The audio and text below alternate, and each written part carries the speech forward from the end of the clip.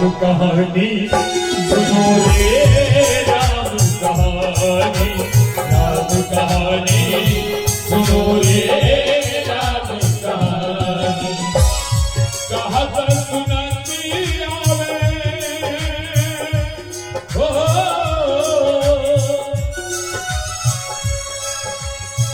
कहत सुनती आवे अखियों पानी।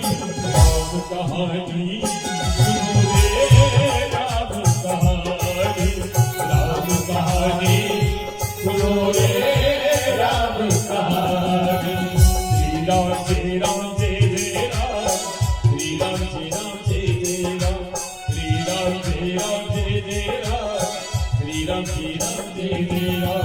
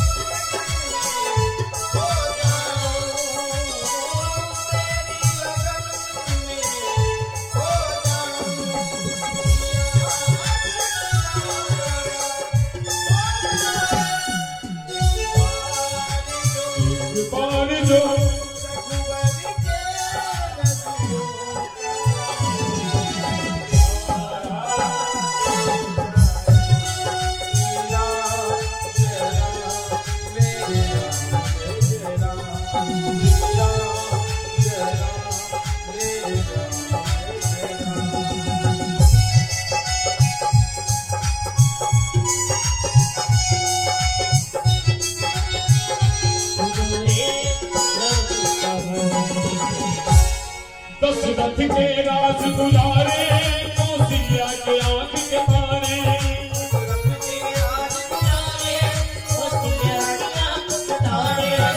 सूर्य वंश के सूरज, वेद कुल के उजियारे।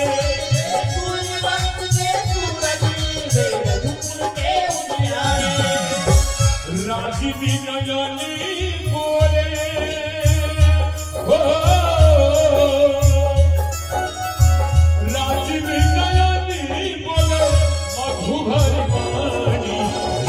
कहानी सुनो रे राम कहानी, राम कहानी सुनो रे राम कहानी। श्री राम जय जय राम, श्री राम जय राम जय जय राम, श्री राम जय राम जय जय राम, श्री राम जय राम जय जय राम।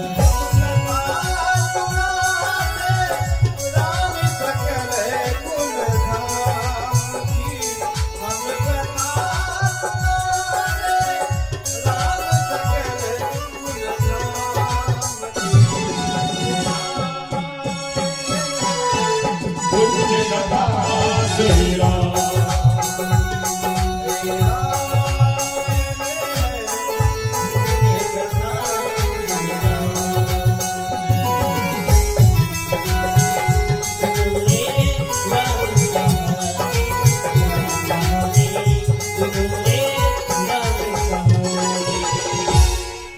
धनुष भंग प्रभु करके ले आए सीतावर के।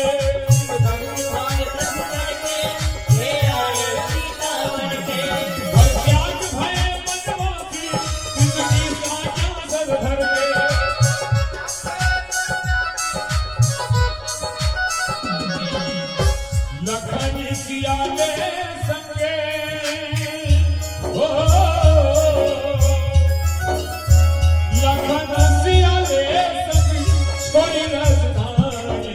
राम कहानी सुनो रे राम कहानी, राम कहानी सुनो रे राम कहानी। श्री राम जय राम जय जय राम, श्री राम जय राम जय जय राम, श्री राम जय राम जय जय राम, श्री राम जय राम जय जय राम।